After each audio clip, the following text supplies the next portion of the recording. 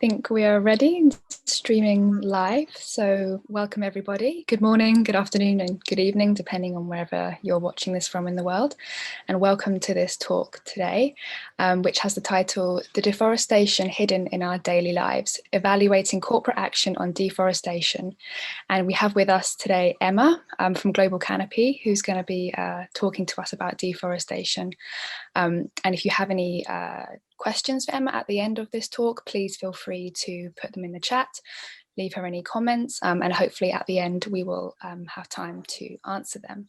So I'll just introduce Emma really quickly before I give her the virtual floor. Emma is a researcher at Global Canopy and manages the Forests 500 project to assess the 500 most influential companies and financial institutions in forest risk supply chains. She joined Global Canopy in 2019 and has a degree in geography and a master's in global environment, politics and society. Wow, so I think we're in for a treat here. Thank you so much, Emma, for being here. The virtual floor is now yours. Thank you very much. I will just share my screen so you can all see the presentation. I think that's worked, but please let me know if not. But yeah, hi everyone, I'm Emma, and as Jess said, I manage the Forest 500 project at Global Canopy. Global Canopy is an organisation based in Oxford in the UK, which focuses on research to tackle the key drivers of tropical deforestation with the aim of achieving a deforestation-free economy. So it's great to be here as part of the Earth Action Hub event, and yeah, thank you for joining. Today, which is also World Biodiversity Day, we'll be looking at where deforestation might be hiding in our daily lives, from our t-shirts and trainers to our bank accounts, and also what we can do to help achieve deforestation-free supply chains. So So deforestation is continuing across the world, but especially in tropical regions where demand for 6 commodities, palm oil, soy, timber, pulp and paper, beef and leather, are driving over 2/3 of deforestation. Tropical rainforests, and indeed all forests, are vital carbon stores, meaning that they capture large amounts of carbon and they keep hold of it.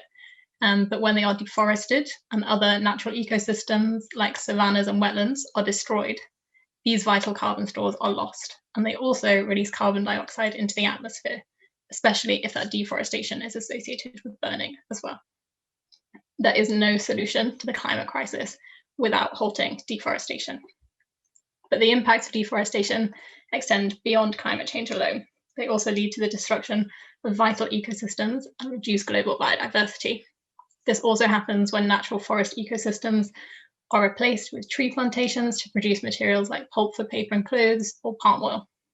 If global biodiversity continues to decline, the ecosystems we depend on will collapse, which can impact everything from food and water security to our economic livelihoods in the future. And already, deforestation for the production or procurement of commodities, including the 6 agricultural commodities I highlighted, is connected to human rights abuse. In particular, commodity-driven deforestation is associated with conflict over land rights, particularly of local and indigenous communities, and a failure to secure the free, prior and informed consent of these communities before new developments or land acquisitions.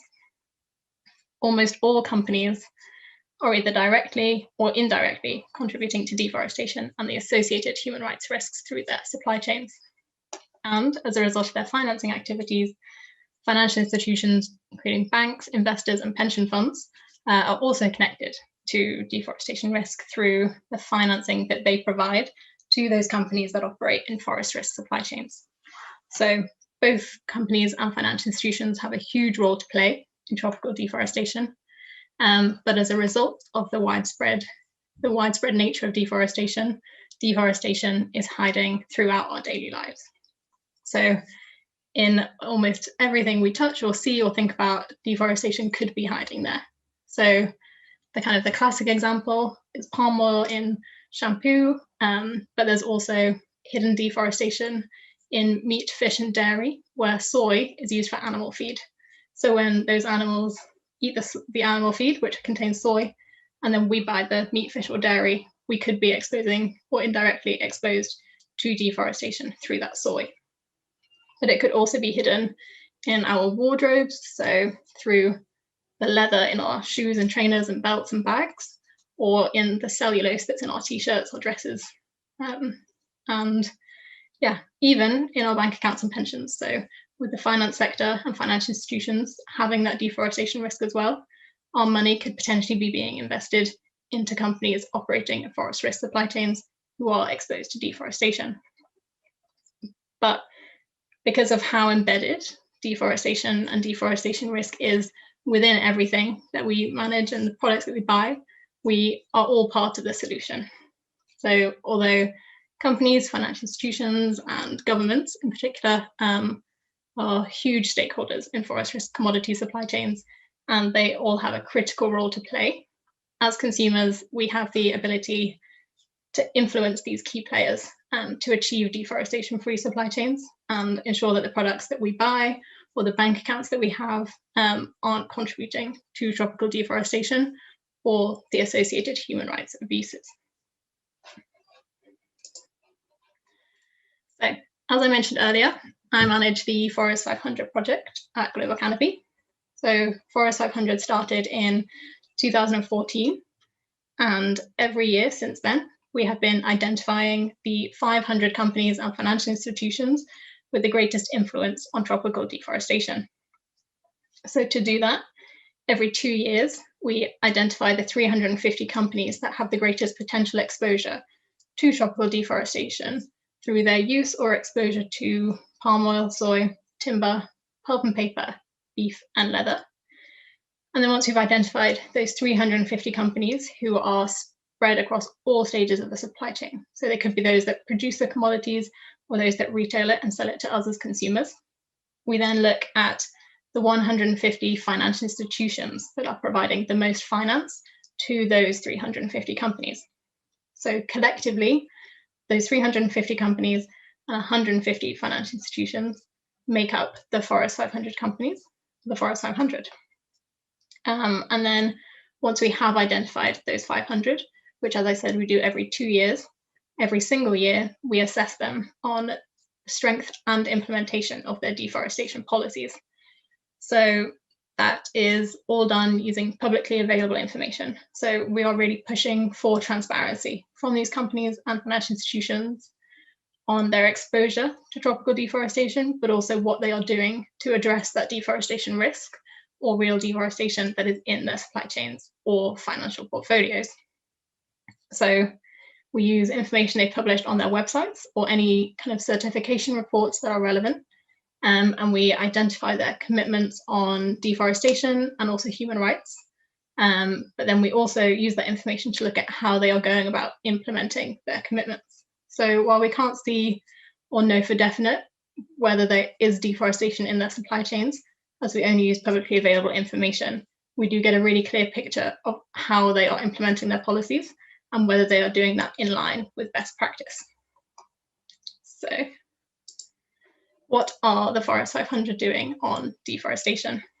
So as I said, we've been monitoring companies and financial institutions every year since 2014, and still too little action is being taken. So on the screen are kind of some key stats from our latest round of assessments, which was in 2020. And as you can see, 43% of the Forest 500, so those companies and financial institutions, didn't have a single deforestation commitment or policy that they had published on their websites. And then if we break it down further and look at companies individually, we can see that 33% of those companies didn't have any deforestation commitments for the commodities that we assess them for. And only 25% of those assessed had them for all of the commodities that they are exposed to. So as a little bit of background, we assess companies on the commodities that they are selected to be in the Forest 500 for, meaning that they are the most influential for that commodity. But we also assess them for any of the other forest risk commodities, so out of palm oil, soy, timber, pulp and paper, beef, and leather. And we assess them on any other of those commodities that they are exposed to through their supply chains through a lesser extent, but they are assessed for all that they have exposure to. So, as I said, only 25% of the companies had a deforestation commitment for all of those commodities that they're assessed for. And then finally, moving on to financial institutions. In 2020, 63% of the financial institutions with the greatest influence on tropical deforestation didn't have any deforestation policies for palm oil, soy, timber products, or cattle products. And only 19% of those assessed had published a deforestation policy for all 4 of those commodities. So there is clearly lots of work to be done from the finance sector as well as companies. And in fact, this data for the finance sector shows that $2.7 trillion of finance is going into the Forest 500 companies. So only those 350 companies. And that $2.7 trillion is not covered by a deforestation policy. So although there is other finance going to those companies, 2.7 trillion does not have any deforestation policy associated with it. However, change is starting to happen. So particularly in the run-up to the climate COP in November, and in the run-up to that, there has been an increase of initiatives kind of looking to improve the finance sector and the finance sector's approach on deforestation. So that includes things like the Task Force of Nature-Related Financial Disclosures, which is another global Canopy project, and also other campaigns run by, for instance, Make My Money Matter. So there has been a positive trend in recent years, and particularly with the finance sector, they have slowly been making more policies. And in the run-up to COP, it's really important that this momentum is retained and galvanized to keep action from financial institutions on deforestation. So this positive this positive trend does need to happen, and there are a few ways that we can make that happen. So the first thing is transparency. So it is vital that these companies and financial institutions alike are more transparent about their exposure to deforestation and also their action on deforestation in their supply chains. So currently, only 50 companies in the Forest 500 reported either partial or full volumes of each commodity that they are exposed to. They publicly reported that exposure. So that's only 50 out of 350 being transparent on their volumes. However, it's not all bad, as 2/3 of those companies did also report their progress towards their deforestation commitments, which is a really positive sign of progress for those that are already engaged on the issue, but we really need to maintain that momentum for those lagging behind to bring them up to the standard. And then finally, only 31 of the 150 financial institutions reported on how many of the companies that they finance had been engaged with on deforestation. So there's clearly lots of room for work to be done. And I'll now go into a little bit more detail on what change is needed. So as you can see on the slide, this is a diagram of a supply chain, which I'll go through in a little bit more detail. So companies and financial institutions, so including banks, pension funds, and investors, need to become deforestation free as soon as possible.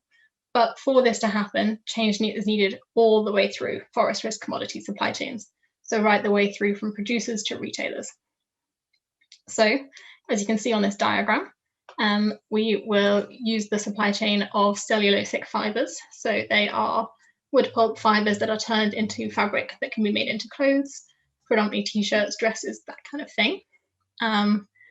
And yeah, we start on the left-hand side with producers.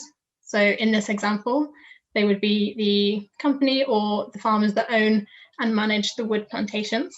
And then we move on to processors, who then take the wood pulp from the plantation and turn it into fibers, which can then be made into fabric.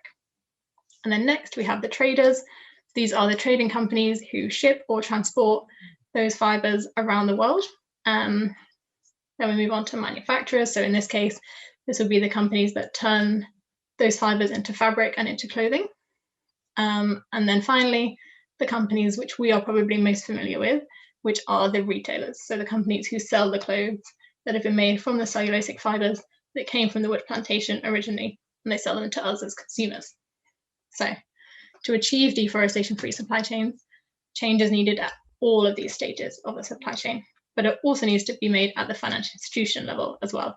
So as you can see, financial institutions are at the top of this slide, and that's to kind of show that they provide finance to companies at all stages of the supply chain. So there isn't really a trend in whether they finance producers more than retailers. So the financial institutions have a really huge influence on companies, and it's important that they also act on this issue. but the solution also includes us as consumers. So what can you do? So yeah, as we've covered, lots needs to happen to achieve deforestation-free supply chains, and companies, financial institutions, and governments do have the greatest ability to make this change through their key roles in the supply chain, and because they are such huge stakeholders. But as consumers, we do have a unique position to influence those stakeholders and let the companies and financial institutions that we interact with know that deforestation is something that we care about and that it is an important issue. So companies do care what consumers think, which means that as consumers, we have a great influence over them, especially if we act collectively. So it's really important that we reach out and talk to the companies or the financial institutions that we buy from or bank with on the issue and highlight that deforestation is a big issue and let them know that we care about it. Because the first step is to ask companies to ensure that their products are deforestation free from the place where the commodities were grown or raised all the way through the supply chain to us as consumers. So that is a really key first step that we can take as consumers. And if we want to engage with the finance sector, then we can ask financial institutions that we have bank accounts with to ensure that all of their finance products, so bank accounts, pensions, saving accounts, are not contributing to deforestation. So that's a really key first step that we can take to let them know that we care about this issue and that we want them to take action. The next step is to then ask the companies and financial institutions to be transparent about their exposure or potential exposure to deforestation. So it's, as we covered earlier, transparency is really critical in achieving deforestation-free supply chains. So we can ask companies to be transparent about the volumes of each forest risk commodity they're using, and for financial institutions to be transparent about how much finance they're putting into companies that operate in forest risk commodity supply chains. But we also, really importantly, want them to be transparent about the actions that they are taking to reduce their exposure. In particular, making publicly available commitments, so the commitments that Forest 500 would look at, and also to be transparent about the progress they're making towards those commitments as well. So it's really vital that information is publicly available, because it means that as consumers, we know that that company or financial institution is serious about taking that first step to address deforestation in their supply chains. But it also means that they are willing to be held accountable for their commitments and for their exposure to deforestation by consumers or even non-governmental organizations as well. So a lot of the time, it seems like a really great solution to encourage companies to stop working with or boycott their suppliers that are exposed to deforestation. But that in reality, that's not necessarily the best idea. So by stopping to work with suppliers who may be associated with or known to have deforested, the company will likely not stop contributing to deforestation altogether, but only through that one supplier. And also by ceasing to work with that supplier is likely still going to continue operating in the same way, just for a different company. So when we engage with companies, it's really important that we can talk to them about engaging or working with their suppliers on deforestation and how they can work together to become deforestation free, because that is how this change will happen. But outside of talking to companies and financial institutions directly, one of the really key things you can do is to just raise awareness about this issue. So as we said earlier, deforestation is hiding in so many of the things that we own or use or interact with on a daily basis. So a lot of people aren't aware that their t-shirt could have come from a pulp plantation that was originally a forest. And so we can talk to our friends about this issue, our families, people at school, people at university, and share that deforestation could be hiding in anything that we have. And in doing so, we can do it in a really positive way that encourages them to also take positive action and engage with these issues in their lives as well. But another step you can take is to engage with campaigning organizations who work on deforestation, and it's connected to human rights issues as well. So there are lots of campaigning organizations which have letter templates or email templates that you can use to kind of format letters to send to your MP or your MEP, or to even send messages directly to the banks and the companies that we know. So that's also something that you can do. But in order to achieve deforestation-free supply chains, there is a wider system change that needs to happen. And as consumers, we can still play a really important role in that wider system change to help not only achieve deforestation-free supply chains, but also a deforestation-free economy altogether.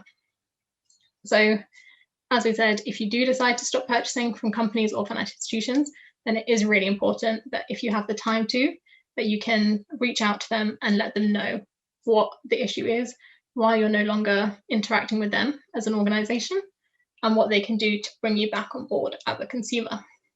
You can even write to your local MP or your local MEP to join calls for legislation. So at the moment, there are currently proposals for due diligence legislation in the EU and the UK. So this is legislation that would require companies operating in either of those markets to be transparent about their exposure to deforestation and require them to address that risk in their supply chains. So consumers can engage with MPs and MEPs to push for this to include all forms of commodity-driven deforestation, including legal deforestation, and also to include clear reporting requirements for companies to enable us as consumers to hold them accountable to their exposure. So, in sum, although the companies, financial institutions, and governments have the most change to make and the most ability to make that change, as consumers, we can use our influence on these stakeholders to drive forward progress to achieve deforestation-free supply chains and hopefully reach a point where deforestation is no longer hiding in our daily lives. So yeah, thank you so much for listening. And if anyone has any questions, then please feel free to ask in the chat, or you can email me at any point using the email address that's on the screen as well. Wow, Emma, thank you so much.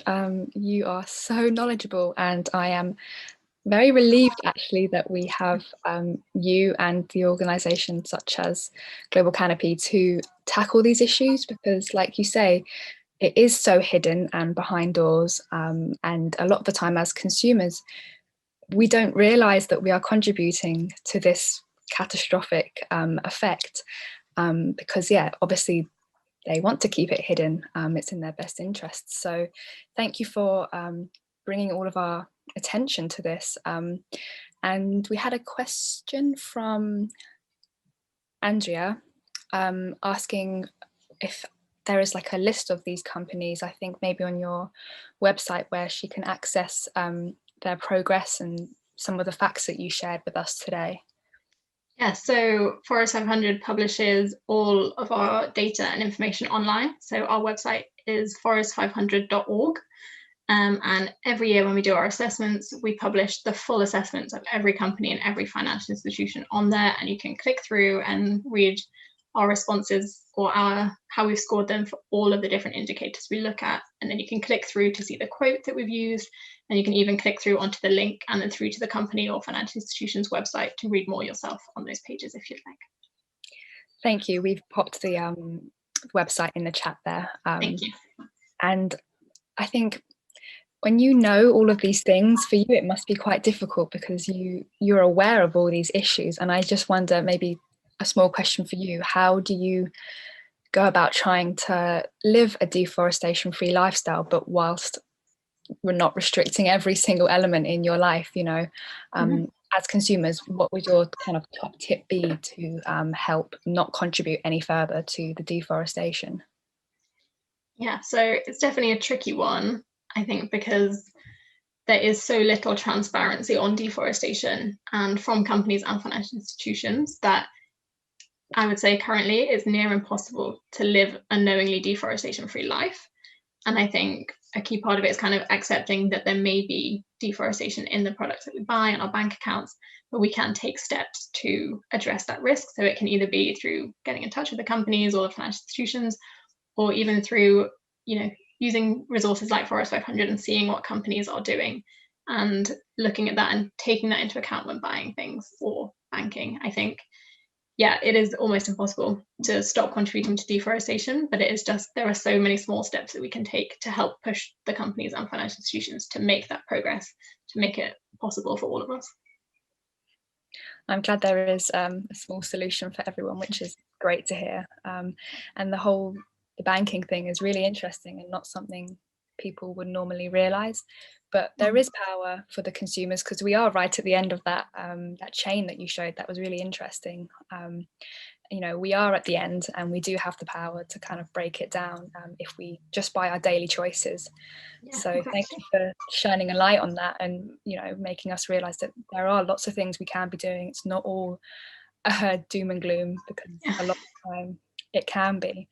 And I wish we had more time to hear, because you are so knowledgeable and it's a very, very interesting topic. So we've put all of Emma's contact details and Forest 500's details in the chat if anyone does want to reach out. I'm sure there are lots of ways to get involved and lots more resources there.